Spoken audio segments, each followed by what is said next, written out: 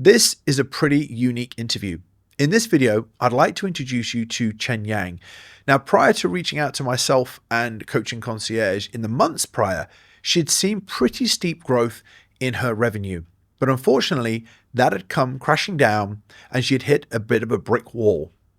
Now, in this interview, Chenyang explains in great detail where she was, what areas needed fixing, and where she is right now. But very interestingly, Chenyang had lost sight of key aspects of the coaching business, had lost her emotional attachment with what she was building simply because she was focused on revenue. And over the months, just under 2 years that we've worked together, she's regained control of her love of coaching, her business, built an incredible team, and built her revenue up to a level that far, far exceeded her expectations. I'm going to allow Chenyang to talk you through this in a phenomenal interview that we did at Dubai Live. Enjoy the video. Our next guest is someone who received an award yesterday for our Client of the Year within the Scale program. And it's really important that we bring this back to the online coaching world, the world that you guys all know and love, the world that you guys are trying to develop in. So I'm delighted to invite up on stage with me here, Chenyang.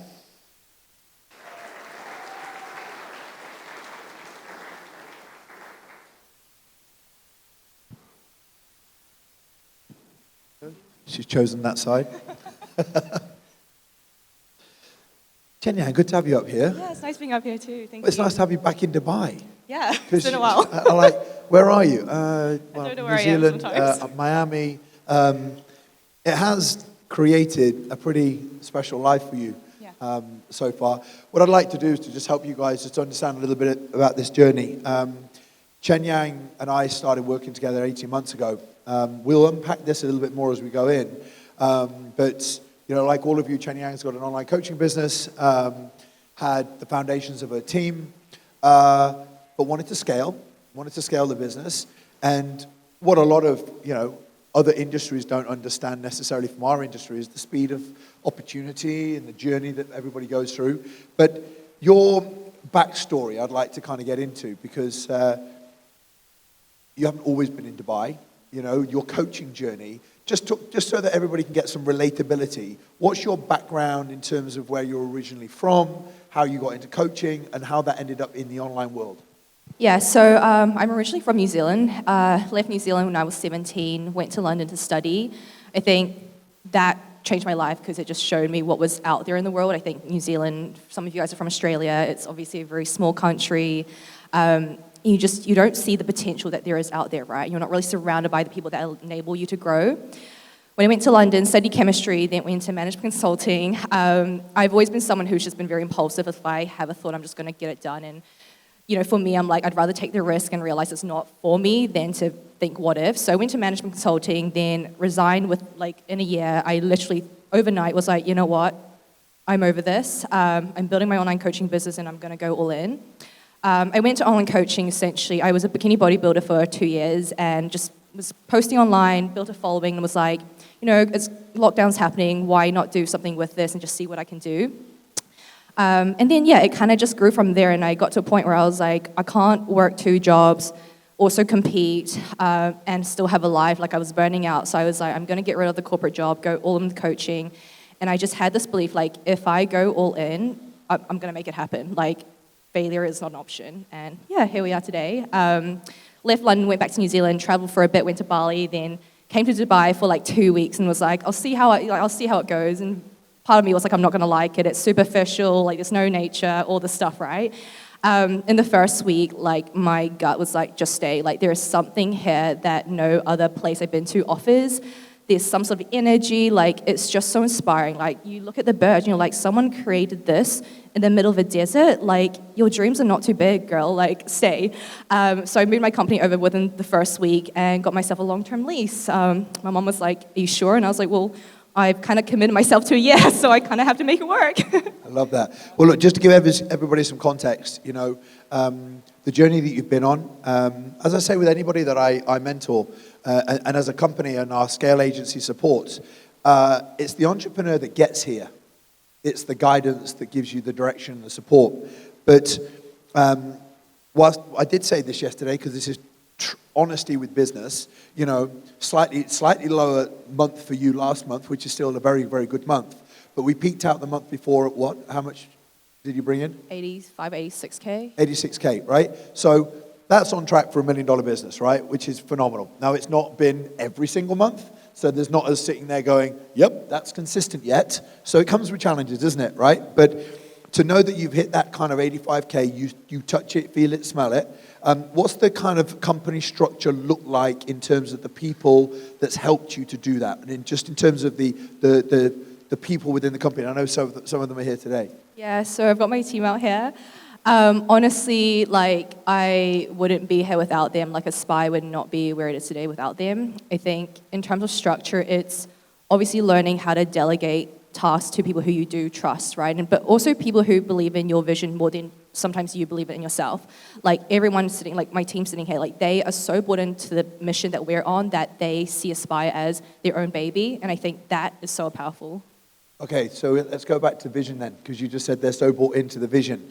I've asked every guest about their perspective on vision, time frame of vision, and how important vision has played in your journey.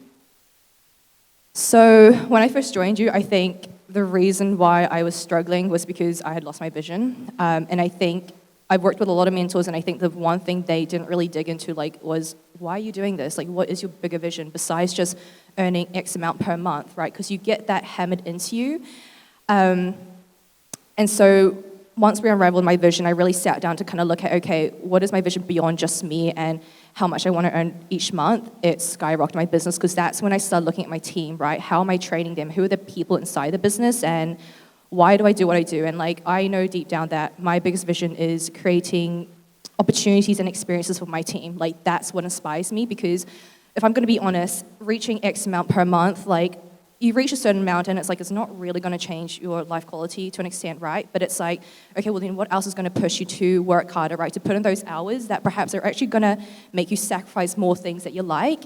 And for me, that's like, okay, if I can aspire to X level, I can build more opportunities for my team. I can bring my team to things like this and inspire them to become the best version of themselves.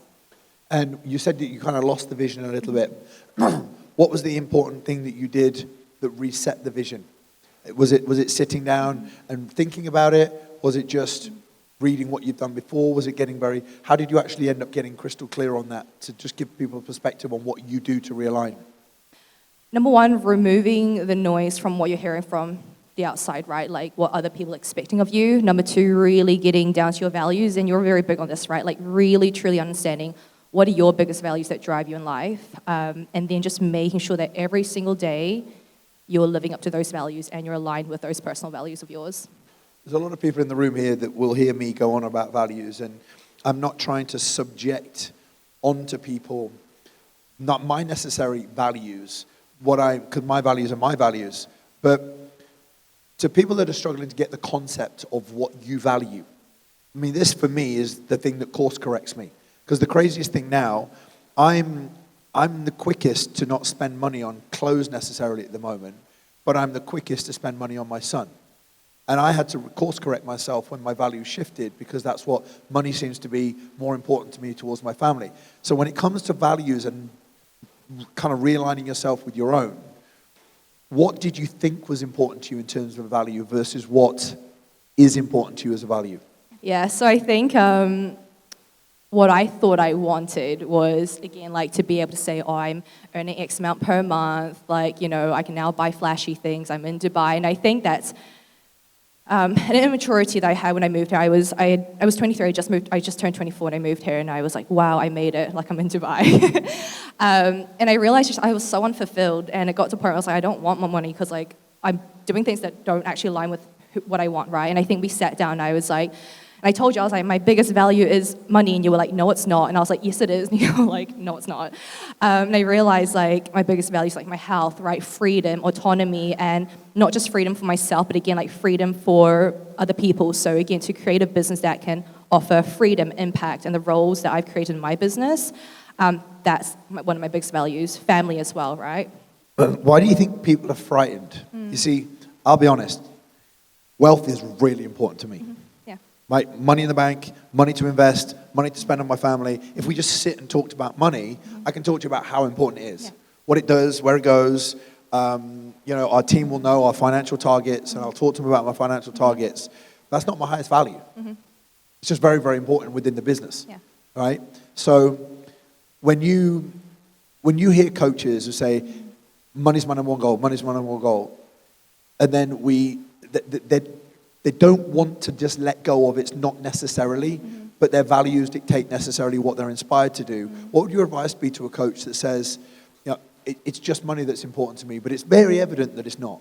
Yeah. How to let go of that potentially because they feel I'm not going to be successful unless it's just the monetary object I'm chasing. Yeah. I think you really have to ask yourself, right, like, if this is something my therapist asked me, and he was like, if you died tomorrow, like, what would be your biggest regret? And I really doubt for a lot of you guys to be like, oh, I didn't reach, 20K or 30K in my business. I think it would come down to your true values, right? It might be, oh, I didn't spend enough time with my friends and my family. I didn't make enough impact. I didn't do X, Y, Z things. I didn't, give more. And for me, that's what really made me wake up. I was like, yeah, if I die tomorrow, I wouldn't be like, damn, didn't make the 90K in my business. Like, it's my biggest regret. But it would have been like, I didn't spend more time with people I loved, right? I didn't allow myself to go travel, see my family more. I didn't spend more time with my team because I was so busy, wrapped up in this number that I wanted. And didn't you bring your father here? Yeah, both my parents have been here. Yeah. Didn't you fly over to see them? Yeah. And then suddenly a new degree of fulfillment came because... Yeah, of course, yeah. That was a big turning point for you that you actually... Because you went through quite a time being here where you just wouldn't allow yourself the ability to enjoy a lot, and you punished yourself. And I was witnessing punishing. Yeah. Do you remember that? What were you punishing yourself? Like, there's a lot of coaches here that just won't allow themselves to do the things that they love because they feel that entrepreneurship should be painful. Yeah. You went through that, right? Yeah. A big guilt of mine was that I left home when I was 17. I have a younger sister we've got a 9-year difference, and I've always carried this guilt where I was like, she's not had a sister because I left when she was so young. And then when I did go back to Auckland, I was like, I can't be here. Like, I'm not growing here. I'm stagnant. And I felt so selfish for making the decision to leave again, right? And to leave her again and then move to Dubai. And it's 16 hours from home. I barely see her. So that was such a big guilt. But then again, I looked back at my values and I was like, no, one, I feel guilty because I'm chasing numbers and I'm not putting out that time to actually do the things that really bring me a lot of fulfillment and value. Yeah. I love that. Guys, can we just do me a favor and just turn the guy smoking behind us off? It just helps these guys down here to not just be looking through a smoke screen. Is that okay, Michael? Chenyang and I are going to be engulfed in this fog in a second. We were trying to break through. Now, I want to move a little bit into an important part of what we all do, which is the marketing of our business. And we all start with the content side of stuff because you have your content and consistency, and you have your YouTube channel. But just help a lot of the coaches in the room. What's your approach to your content and initially finding that niche that now to your target audience? I mean, it's like you know exactly who we are. How do you actually get specific with your niche on socials? Yeah. I think first off, and I think someone yesterday said this as well, it's like, you probably won't know exactly who your niche is just yet, but it comes from finding out what your own expertise is. And I think for me, it was actually just posting out so much content and then kind of seeing what was actually attracting certain clients, actually looking at my clients and being like, who actually are they? Like, who are my best clients? Where are they from? And what I realized was they all end up being Asian Americans, and a lot of them were healthcare workers. And I was like, where did this come from? And then obviously just listening to them and actually understanding what drew, you to my page, it became that I looked familiar to them, right? And that's when I was like, okay, cool. I've got enough proof now to be able to niche down and to really target my messaging a bit more. So that's kind of where it all started, yeah. And with the content that you now have, is that I know there's a lot of scattergun approach to content now. For your target audience to be able to pay the money that they pay, and we'll talk about that in a second ago. How do you approach your content strategy around on a week-to-week basis? Because I know a lot of people think, oh God, I hear all this planning and this strategizing. Yeah. How do you go about that? Firstly, I think you just need to keep it simple. I think people overcomplicate things. I film every week and I sit down a day before and I just bang out scripts.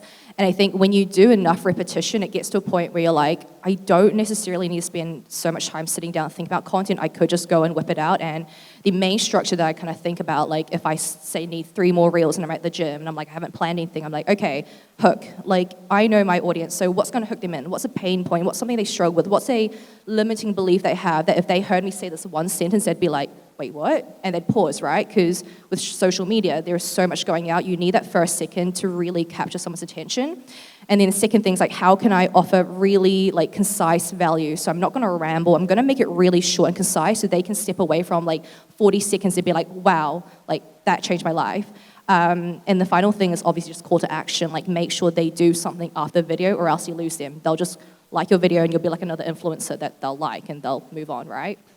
People see that and they think it can't be that simple. So it's hook, value, Yeah. CTA. Yeah. And how do you know your hooks?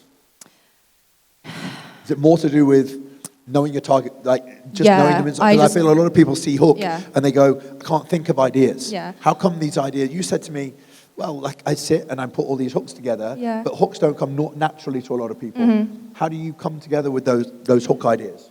Honestly, I just know my target audience inside out. Like I know exactly what the pain points are. And I also think of like sales calls. Like if you go through your sales calls, just look at what their pain points are because I'm going to guarantee you like most people say the exact same things on calls, right?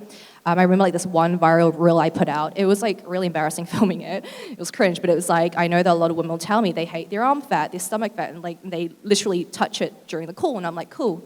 That's going to be the hook. And it blew off because it's like they recognize, oh my gosh, that's what they do to themselves. That's the exact same words that they, tell themselves as well. And that's what they're complaining about, right?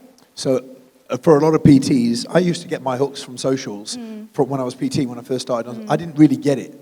Yeah. I didn't really get social media in the early days, but I knew that the conversations I had on the gym floor were stuff that I should talk about on social media.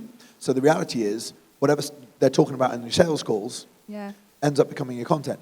Yeah, and I think one last thing also is like, and this is something that I took a lot of time to kind of get my head around, it's like, repeat yourself. I know what it's like when you sit there and you're like, but I've spoken about this 100 times already, like I don't want to sound like a broken record. But it's like, if you want to build a brand, like you have to sound like a broken record, right? Your brand is going to stand for certain values, and you need everyone to know, right? So in every single reel, that should come out. Like every reel I talk about is like sustainability, like balance, and like I sound like a broken record. The tips I give are the exact same tips in almost every reel. But the women who come to my sales calls, they're like, it resonates. Like I know exactly what you stand for. It's because every time they swipe, it's the same thing I'm saying. So it's like, don't be scared to repeat yourself. Say the exact same thing. Change your outfit, change the background, then just say the same thing again, because that's what you stand for. Now, your business was, especially with your socials, your business was growing. Your content was very, very resonant with a lot of people that you wanted to bring into your world. You were making that foundational level of income, right? What was the biggest thing that started to bring in more leads to the business? Was it just waiting for the content? Was it aggressively starting to build the sales side of it? Was it getting into the ads straight away? What was the kind of sequential process? And then we'll get to kind of what it is today. I would say the first thing was delegating things that I knew I could no longer be doing if I wanted to grow my business. So getting that off my plate first. So obviously I hired my head coach, Izzy, and she's been incredible. Like she's taken all delivery out of my hands. And that just gives you so much space in your brain just to think and strategize. The second thing I would say that made the biggest difference was actually just understanding ads and just not being scared to test and to actually pump money into it. Because like, let's be honest with your profit, what else are you going to do with it? Like, it's either going to sit there or go in your savings, great, but then what else are you going to do with it? Like reinvest it back to your business. And I think as soon as I realized that, everything just skyrocketed. So let's get stuck into this, right? Because ads is something you and I talk about a lot. Stefano, our digital marketing lead, as a three, we're constantly talking about it. I was talking to somebody yesterday who was like, I'm not getting good quality leads. I'm going to stop doing the ads. I'm not doing them. And I'm like, I keep bringing the low quality ones in and I keep paying for them. I'm not volatile with that. You've been through your volatile patches where you're like, turn it off, turn it off, turn it off. But then you become a little bit more resilient to the ad world. In the early days of doing it, you had that volatility where you're like, what have you learned about the ad world when it comes to the quality of leads that you're getting and your volatility to kind of adjust what you're spending? Yeah, I think the first thing, and I think this applies to every part of business, is like take responsibility. I think it's so easy for us to be like, oh, ads aren't working for me, the leads are crap, like this just doesn't work. But it's like, if someone else is doing it and it's working for them, why is it not working for you? Like, take responsibility, right? Like, it's probably something you've done. And I think with the volatility, you have to understand that, again, like, that's part of playing the game, right? Like, if you want to be an entrepreneur, you're going to have to take risks, and you're going to have to sit there and be uncomfortable and be like, I might lose out on some money here, but I could make a lot back, right? Like, you have to take the risk. So what is from an ad strategy when it comes to the scaling side of stuff? Was there a time where you didn't want to push it up and then you just pushed it up? Is this a normal thing that everybody in the room should go through, the uncomfortableness of spending more? And the cost of the cost to acquire a customer starts to frighten you a little bit because you've seen that. And you're like, ugh. Yeah, how did you overcome that kind of fear of really stretching the ad budget? Yeah, I think, like, again, for me, I'm like, well, I never want to sit there and be like, what if? And I missed out, right? I think FOMO, I'm like, if I sit here for a month because I'm scared of stretching my budget and someone else has, I'll look back in a month's time and be like, what if I had just done it? What's the most you're going to lose? The amount you spent on your ads, but you learn so much through the process. You know never to do that with your ads again, right? You know that audience was crap, right? So you learn. What's roughly working in terms of and this is an important thing that I talk to coaches about, the rough return on an ad spend for you right now as a multiplier by 2, 3, 4, roughly, to give everybody some context, roughly what are you returning for what you're spending? Yeah, so it fluctuates, but on average it's around 2.8 to 3 times ROIs. Yeah. So I think a lot of people expect ads to be this, I put it in and it's like a 10x return on it, but there's multiple sides of ads, right? There's the lead gen side. Yeah. And we've been pushing, you've been pushing pretty hard at the quality of the lead, but when you start to run ads, the quality starts to drop, right? So how did you deal with the fact that everybody in the early days kind of knew you from YouTube, and they were coming on calls, and they like you, and they followed you, and they bought into your journey, and I remember you saying to me, but these ones aren't good leads. What do we do? How, as a company, did you adjust the way you deliver sales and bring people into your world when you realized they were a lot colder? Yeah, so I think that came down to really doubling down on my sales skills and learning how to actually build that connection with that 45 minutes with someone.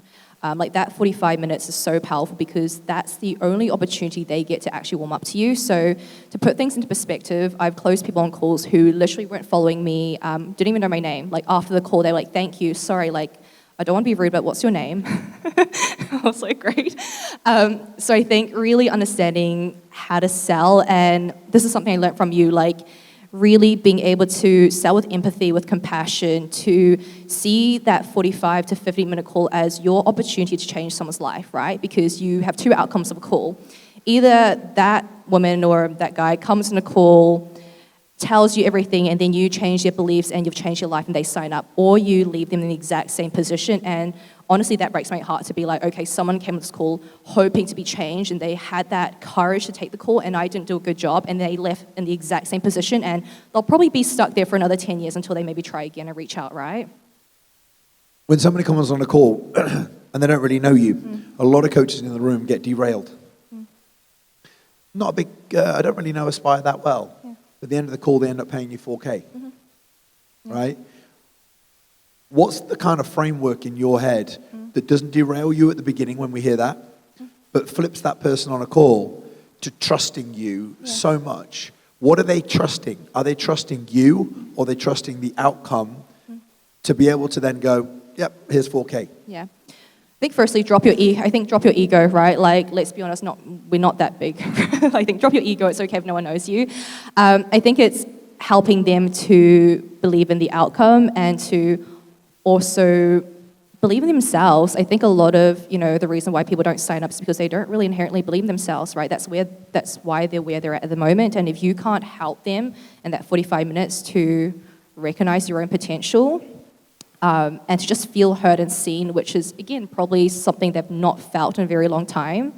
I think that's what really enables them to, be able to trust you and give you however much you charge. Therefore, how important is it, and has it been to you, to develop closing skills, because you are I find it sometimes challenging when somebody like Chenyang works with me, because she's obsessive with learning. And she'll come to me and go, yeah, well, I've tried this, it doesn't work, and I've done this, and I've been researching this. She's very much coming to me, I followed this guy and he said this. And I'm like, well, because a lot of people they won't look at other people. But you obsess over each part of the sales process. How important has been obsessing over paid ads and studying it, obsessing over sales and closing and studying it, been in the growth from 30, 40, 50, 60, all the way up? Because I watch your relentlessness, but I see in here, it's like, well, I'm going to hire a mentor, let the mentor tell me what to do, but there's no accountability to do the external studying. You do. How much has that played a part in the growth and revenue? Everything. Like, I think when you sign up with a mentor, you have to remember that you're still the entrepreneur, right? And as an entrepreneur, you take action. You don't wait for someone to tell you what to do. You go out there and learn, and you build things yourself.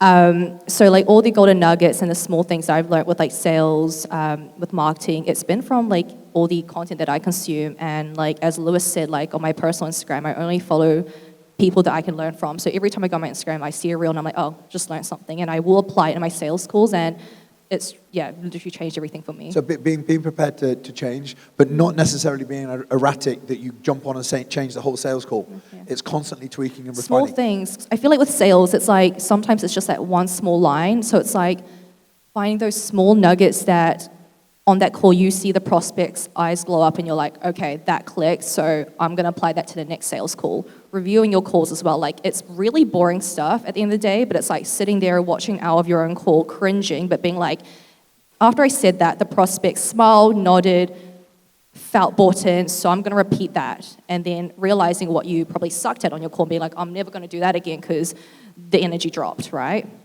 You started to develop your sales team. Yeah. With your setters and your closers. I know that's been a challenging journey, so we'll talk about that.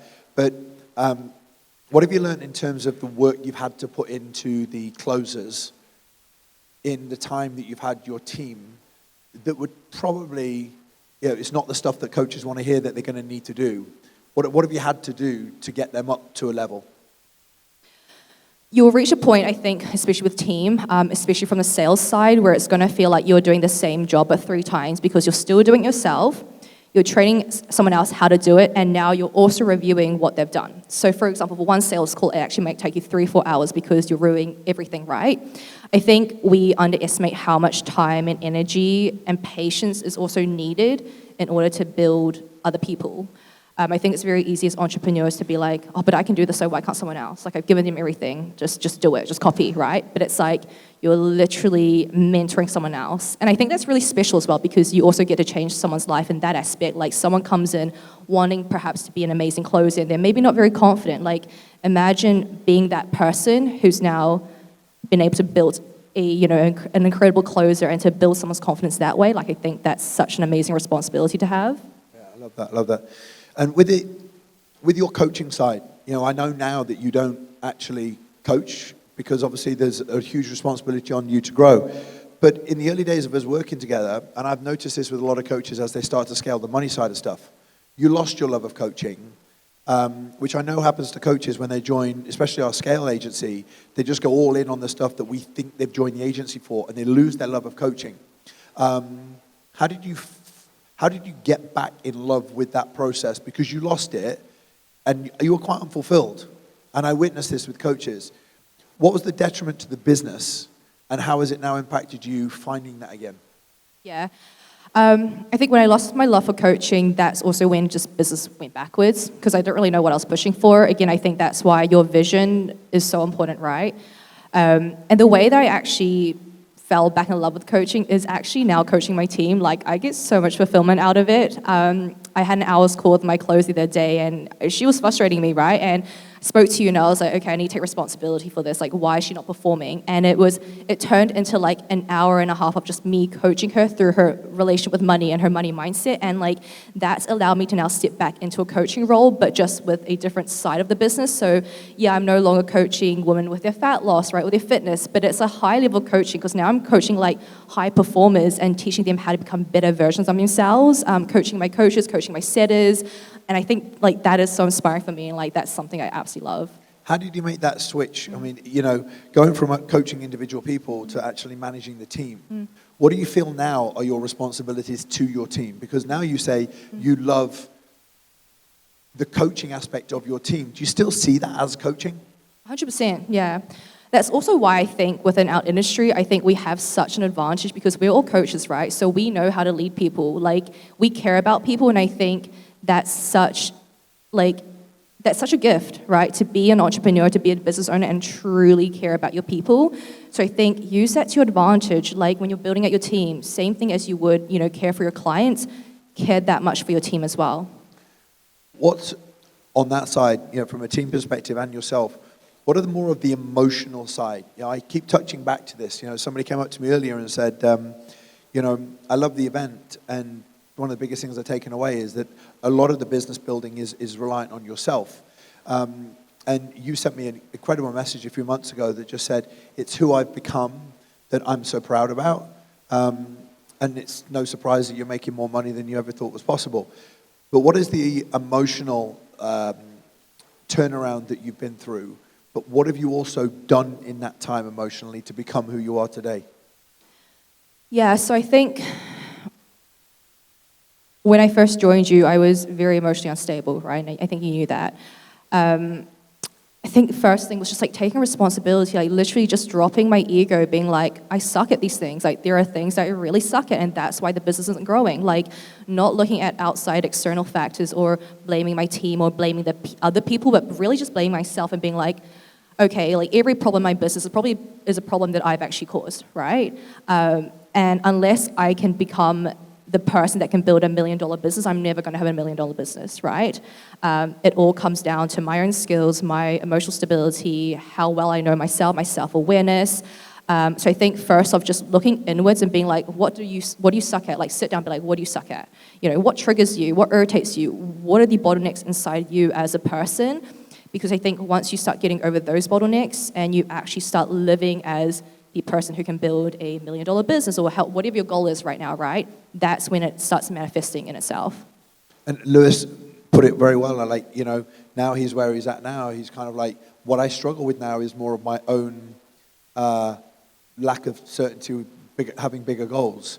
What is something that you're facing right now that is, here's another emotional challenge that I'm dealing with, but I've got a bigger business and a bigger team. So what's something that you're working through now that would be relatable to anybody here that they kind of probably wouldn't expect you to be going at now you're at this level?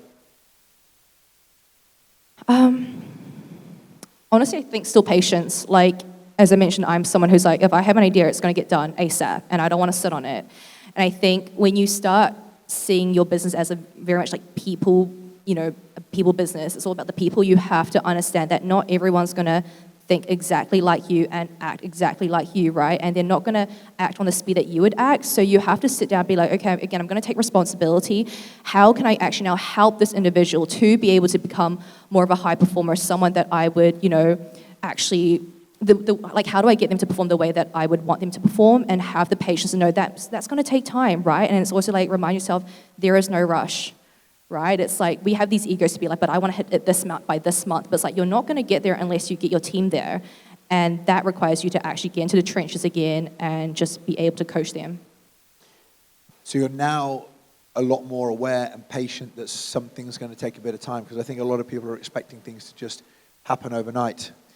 Yeah, I think it's easy to see from the outside things seeming to happen overnight for others, right? And you don't really see what goes on behind the scenes. And I think something else I've also learned is like business is always going to be about problems and challenges. Like you're never going to get to a point where you're like, oh, I've made it, and like there are no headaches. And I think actually what's like when I shifted my perspective, this is what actually enables me to see challenges and actually not feel frustrated or like panicked, but rather just inspired. I feel like the bigger that your business grows, the bigger the challenges you're going to face, right? So I almost think it's like an amazing indicator to be like, you're going the right direction when you're facing bigger challenges. And after every challenge that you face, you've unlocked like another level to your business. Like you see it as a game. It's like every challenge is just testing you to see whether you're ready for that next level. And I think when you can start seeing challenges in that way, it's really inspiring and it's like exciting.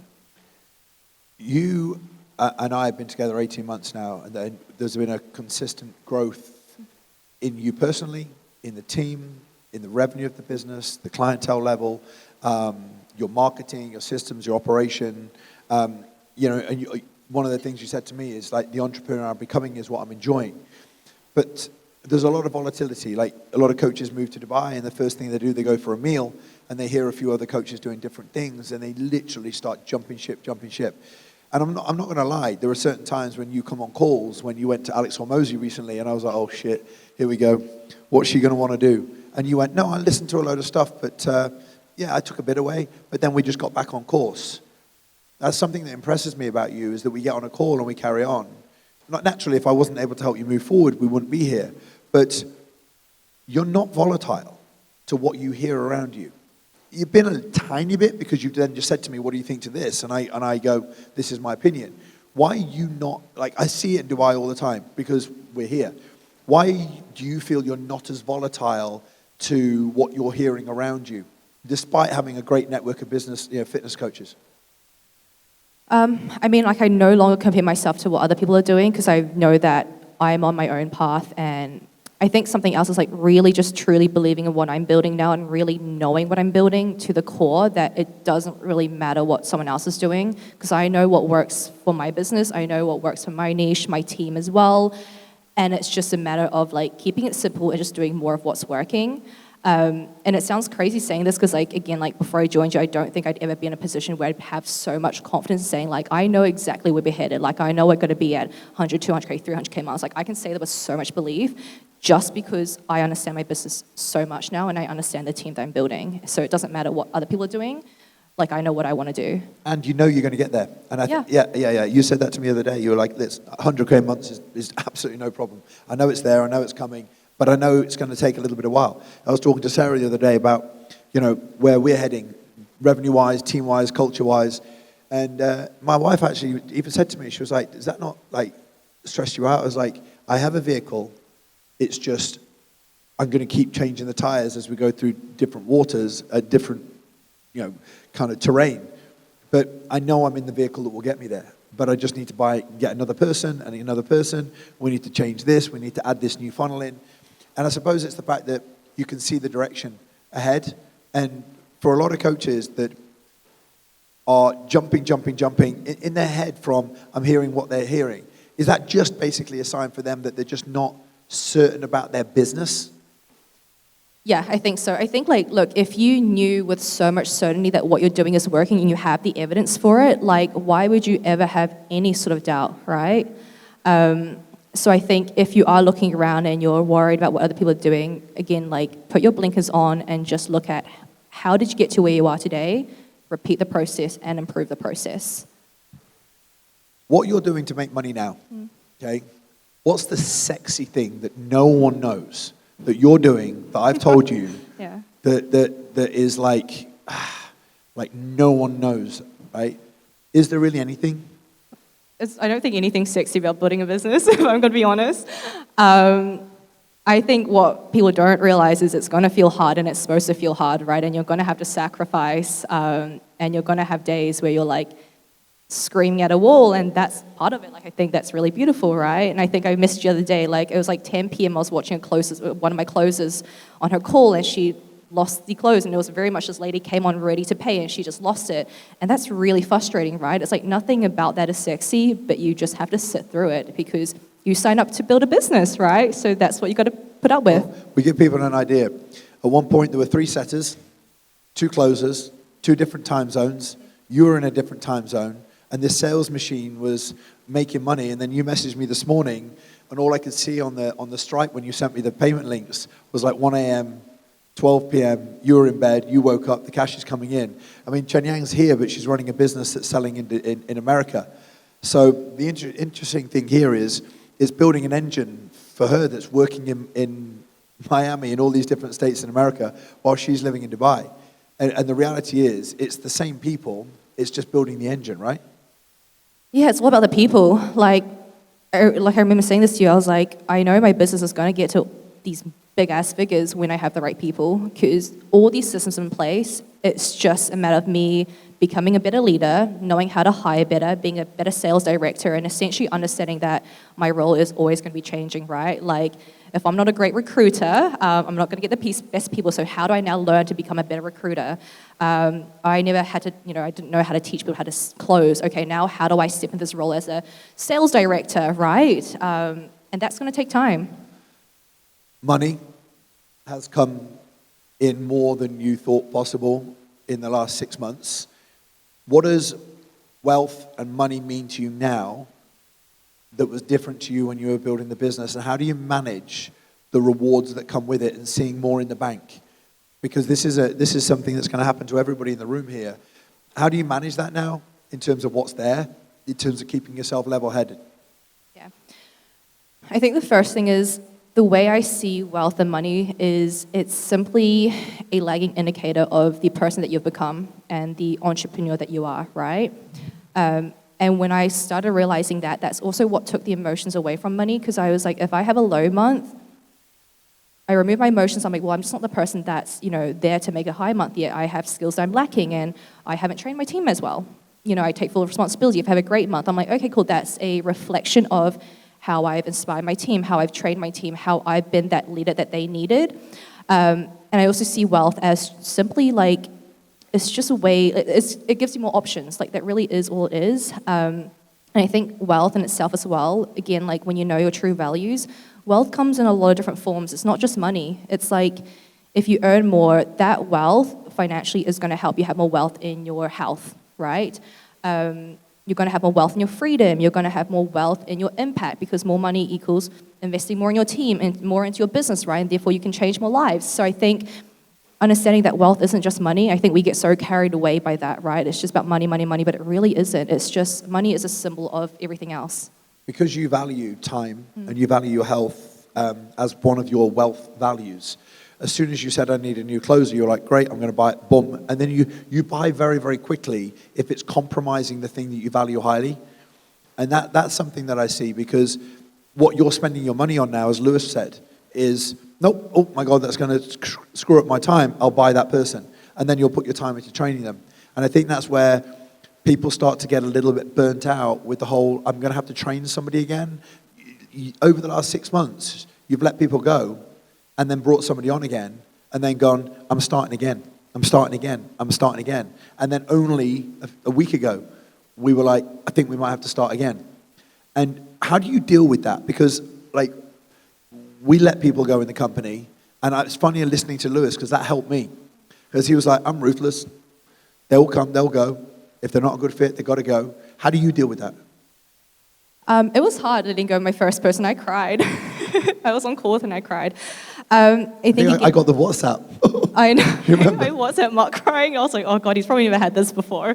I'm very emotional, right? And I really connect with my team, and I love them. Like, I truly love them so much. But I think that was the part where I was like, you know what? I have to step aside as a leader, and the vision for Aspire goes beyond me, right? Like, I want this business to outgrow me.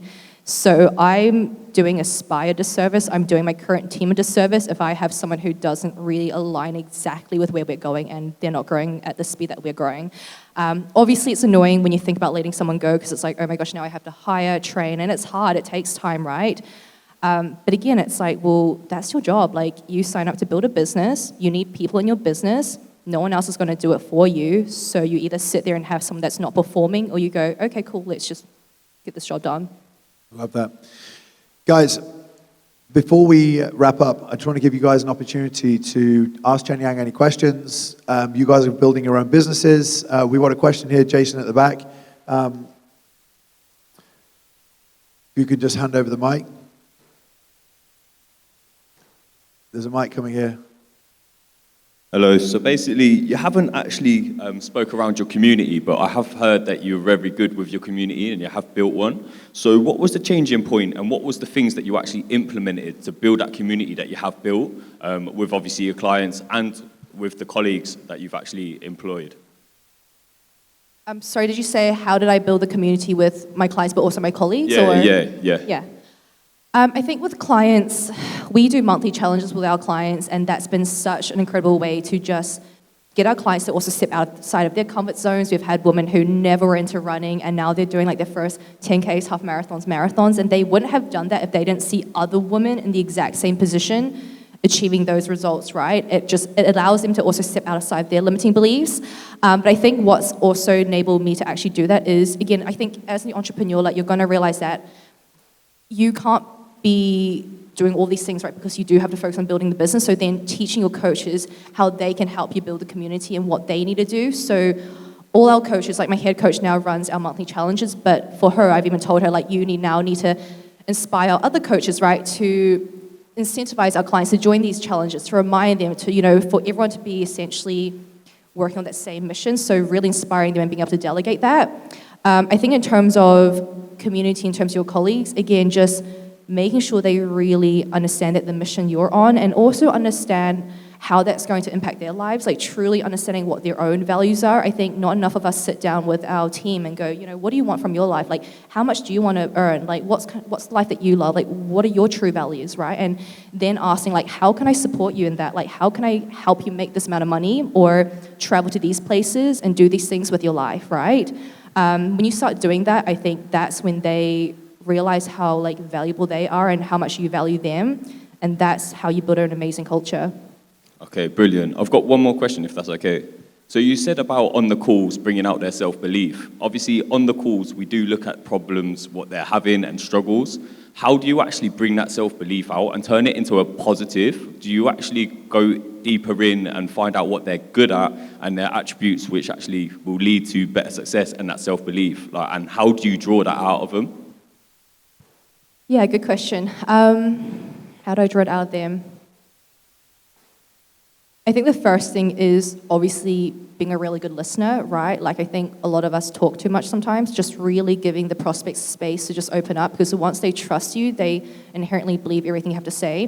One line that I actually use quite a bit in all my sales calls, and honestly, like, I think you've helped someone change their belief when they go, oh, wow, I've never thought of that, is if someone tells me, for example, I ask them, would you doubt your ability to achieve your goals, like your fitness goals or these things that you've told me, and they go, perhaps, because I've had all these past experiences. I asked him, have you ever had this experience in other areas of your life? And for most people, because you're high performers, our woman would be like, yeah, my career. And I'm like, but here you are today, right? You've absolutely smashed it with your career. And they're like, yeah, true. And I'm like, well, how could that not happen, with your fitness journey? If you had the right systems in place and the right people, like, couldn't that work too? And they're kind of like, oh yeah, like, I'd never thought of that. So yeah, just almost stepping into the role of like a therapist almost on these calls. I think this depends on your niche as well. Yeah, so it makes a lot of sense. So basically what you do is resonate it with something else in their life, but then also look at the points of your community and that support system that they'll have in that as alongside what you do as you. Yeah? Yeah. Sweet. Great. We've got one more question. Time for one more question if we have one. Is there one there, Michael?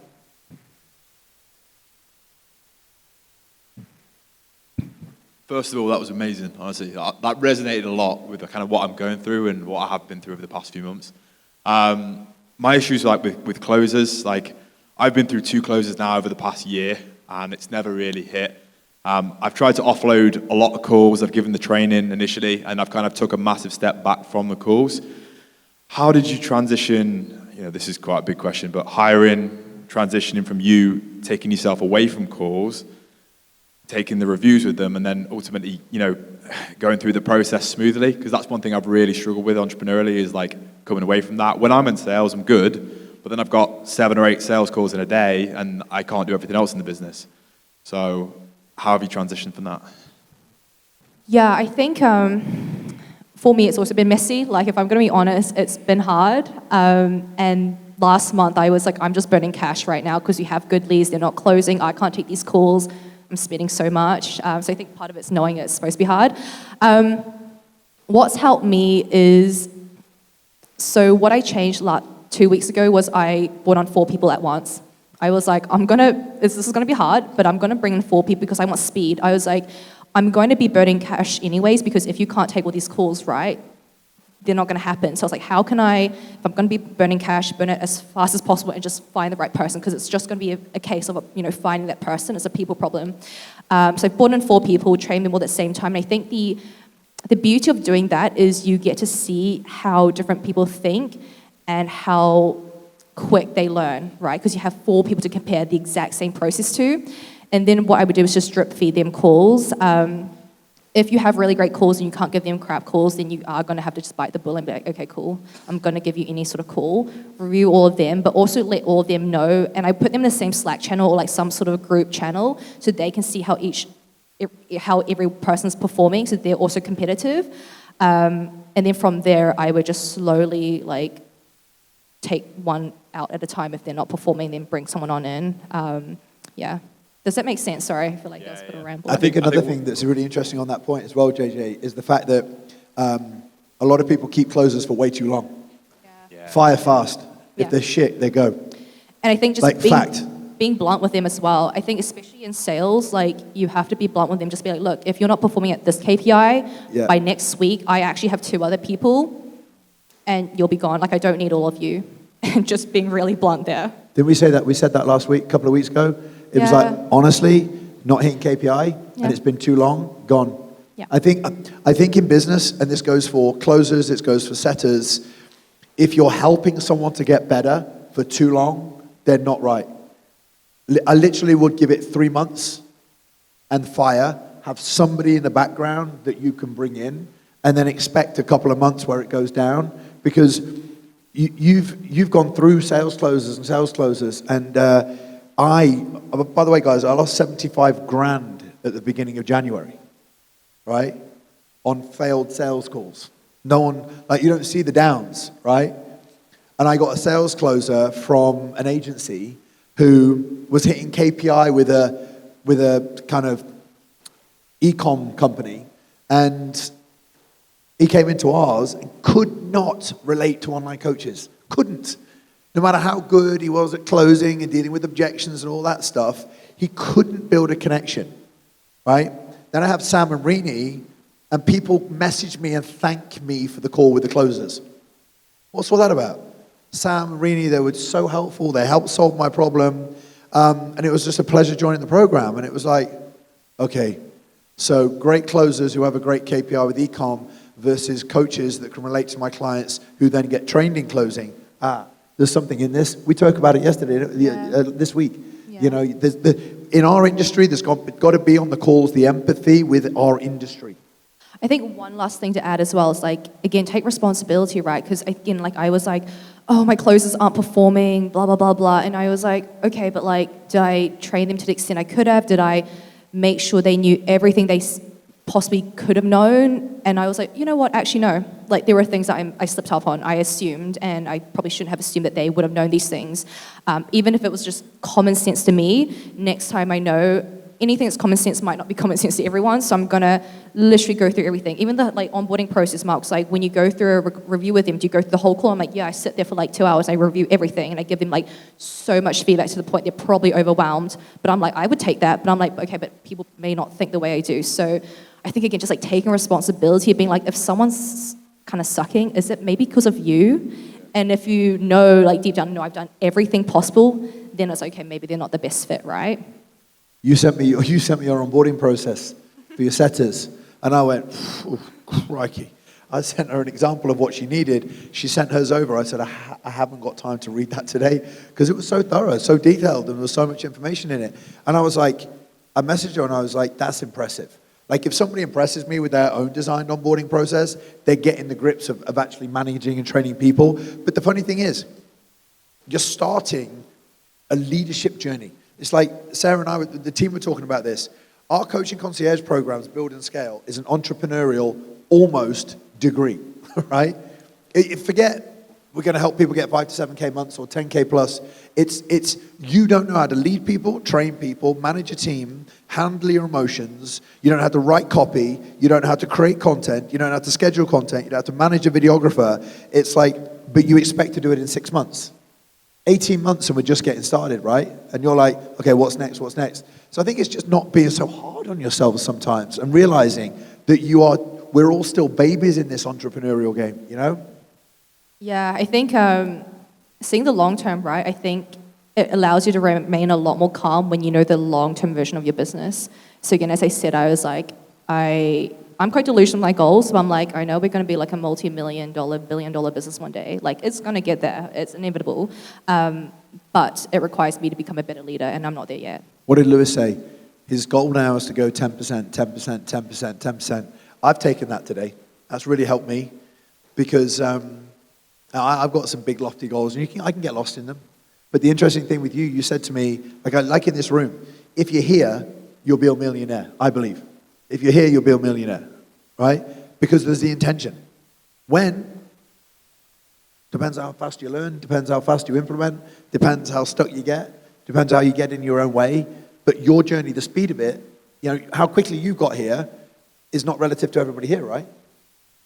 Yeah, I think the one thing that helped me was just taking responsibility, like growing, like when I joined you, I think I was 24, I'm turning 26 next month, and I would say these last almost 2 years, I've seen the most growth myself, and I focused on myself so much more than I focused on the number that I wanted my business to hit, and as a byproduct, my business hit these numbers because I became the person that my business needed, and I never realized that before.